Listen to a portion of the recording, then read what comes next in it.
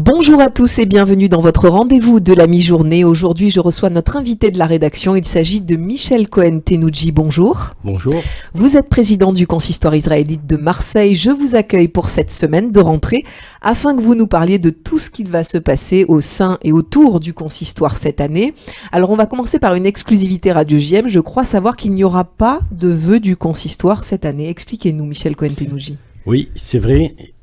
Nous avons décidé de ne pas faire cette fameuse soirée des vœux. Vous savez, traditionnellement, tous les ans, nous faisions une grande soirée des vœux où nous avions invité toutes les forces politiques, administratives de la Marseille. Il y avait le préfet, le maire, la présidente du département, le président de la région, parce que nous pensons que cette année est quand même une année très spécial. À la suite du désastre qu'il y a eu le 7 octobre, nous avons décidé de réunir toutes les associations, les institutions juives de Marseille et de la région pour faire une grande commémoration. Et cette commémoration, évidemment, a toute la priorité. Et la soirée des vœux était un moment que on a décidé de peut-être différer, qu'on fera peut-être à un autre moment cette réunion avec toutes les forces politiques et institutionnelles de la région.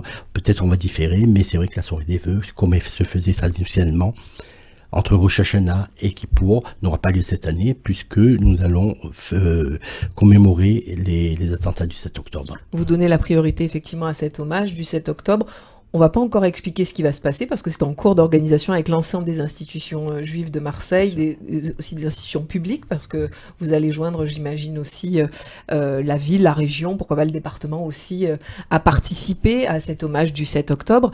J'aimerais, Michel Cohen-Tenoudji, revenir sur l'actualité qui est malheureusement difficile. J'ai posé la même question à Fabienne Bendayan, présidente du CRIF Marseille-Provence. Dans quel état d'esprit êtes-vous suite à cet été particulièrement sensible pour les Juifs de France?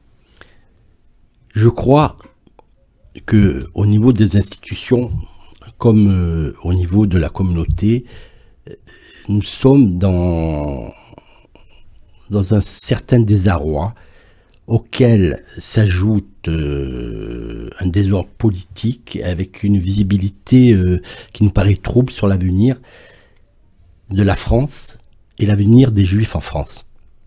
Et malheureusement, je crois que cette origine, bien qu'avant il y a toujours eu de l'antisémitisme, a trouvé sa quintessence dans le 7 octobre, où peu à peu la situation des Juifs de France, je pense, s'est dégradée et qui amène aujourd'hui la communauté et même les institutions dans un questionnement vraiment important de l'avenir des Juifs en France. Nous savons que le gouvernement fait tout ce qu'il peut au niveau de l'antisémitisme, au niveau de la protection des Juifs.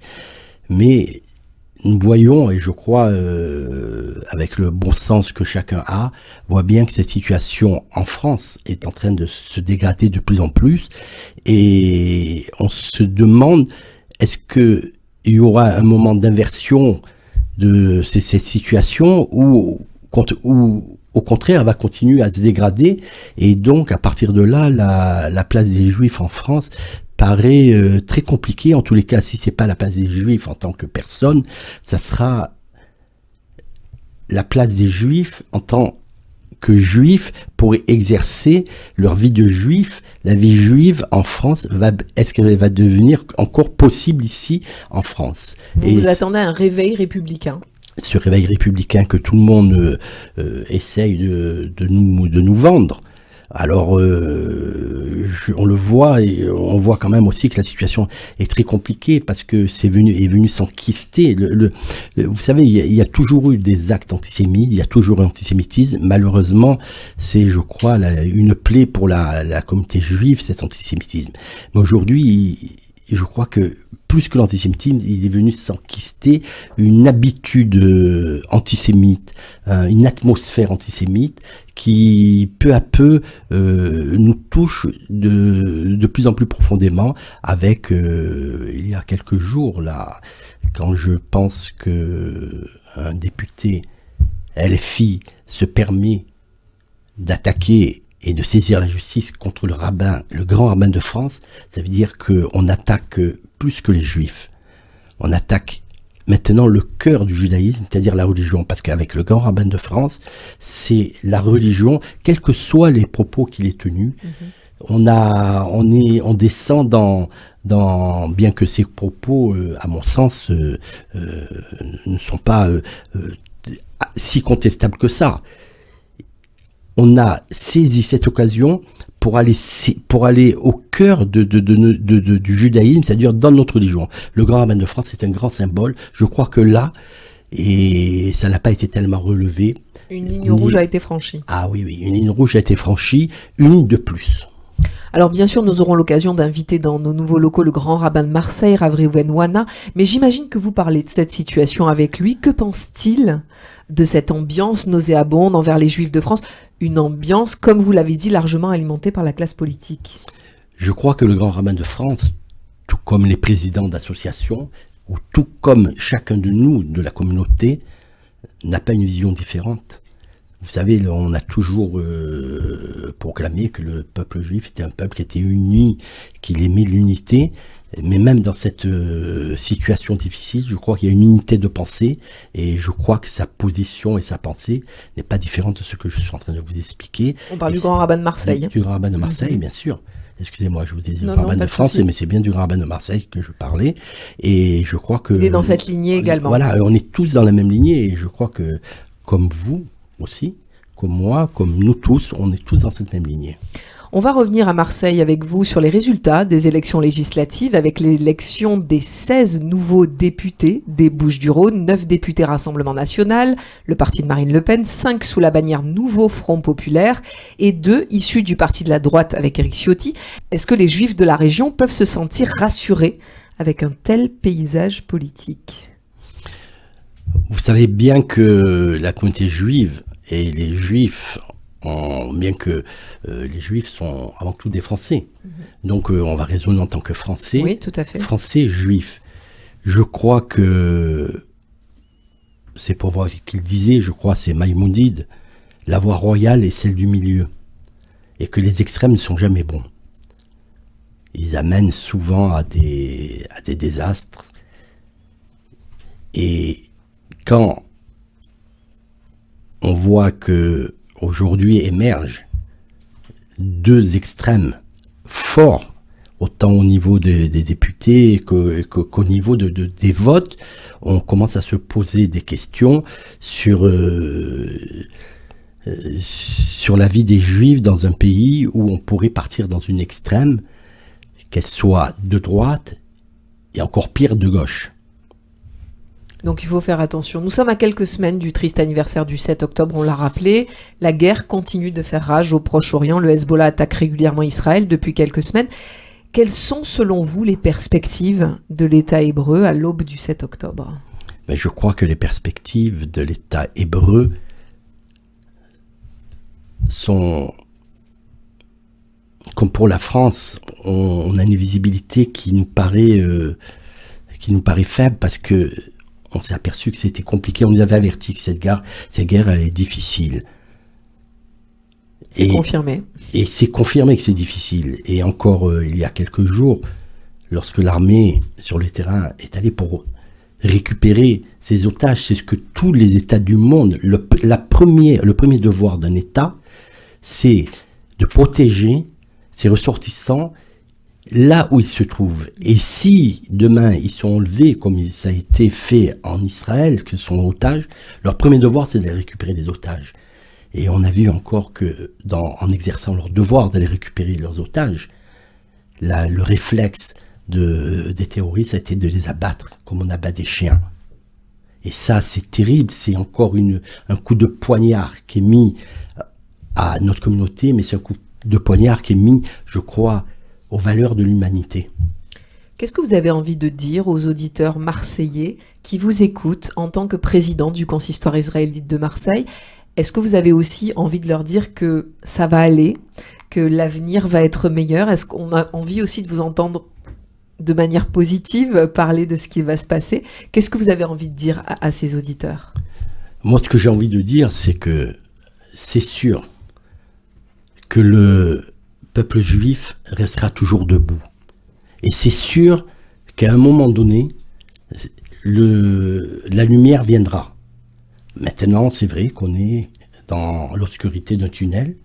On voit pointer quelques espoirs de lumière, mais on ne voit pas évidemment la lumière, mais la lumière va arriver. C'est sûr et certain. Vous savez, on le répète à Pessah, on le répète tous les jours dans notre prière, que les Juifs ont subi des attaques dans toutes les générations, mais en haut, on a un Dieu qui ne dort ni ne sommeille, et qui viendra nous apporter toute la lumière. Vous savez, le peuple juif, et on connaît l'histoire, a connu des périodes beaucoup plus terribles que celle-là, bien que celle-ci soit très, très, très terrible. Mais il s'est toujours relevé. Donc, ce que je veux dire à la communauté, et ce que je dis à tout le monde, et ce que je me dis aussi, c'est qu'on reste debout, on n'a pas peur, on a le courage, et on sait qu'on arrivera, et que la lumière viendra. Mais simplement, c'est vrai que c'est un peu difficile, donc on reste courageux, et le peuple juif est un peuple résilient, et c'est sûr et certain que la lumière va arriver. J'espère que bientôt, là, on va attaquer les fêtes juives avec Rosh Hashanah, Kippour, Sukkot, et que avec l'aide de Dieu, tout ça va égayer les foyers, et puis va nous donner encore plus de force pour affronter, parce que vous savez, quelle que soit la situation qu'il y a en France, on baisse pas les bras, on n'abandonne pas, on reste debout, et on affrontera pour nous, communauté juive, mais plus que pour nous peut-être, pour la France.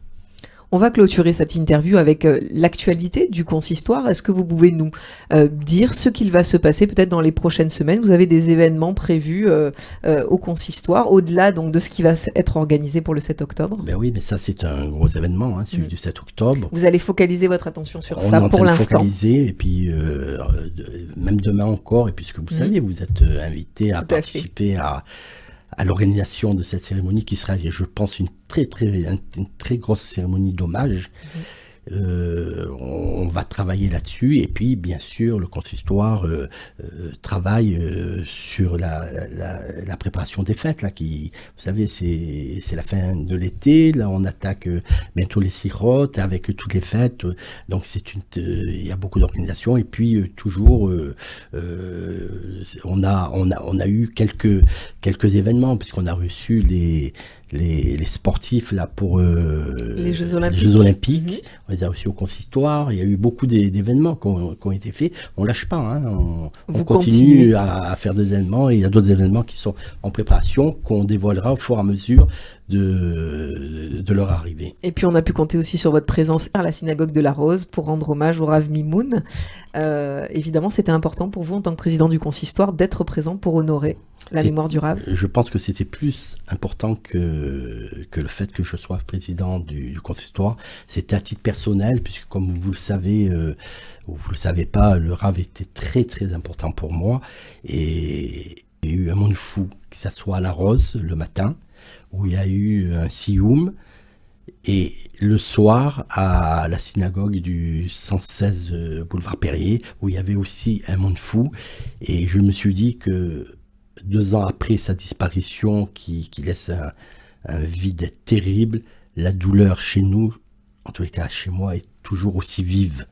Mais d'un autre côté aussi, on arrive aussi à voir, après sa disparition 2 ans après, tout ce que le Rav Mimoun nous a laissé, et tout ce petit bout de lui qui en chacun d'entre nous continue à vivre et à avancer. Et c'est extraordinaire ce qu'il a pu nous apporter. Je me dis qu'une communauté juive de Marseille, on a eu une chance terrible d'avoir eu le Rav. Merci beaucoup Michel Cohen-Tenoudji d'avoir été avec nous dans les studios de Radio JM. Merci de m'avoir reçu. À très bientôt. À très bientôt. Pour voir ou revoir cette interview, n'hésitez pas à aller sur nos réseaux sociaux, Facebook, Instagram, X et notre application Radio JM sur vos smartphones. Très belle journée à tous.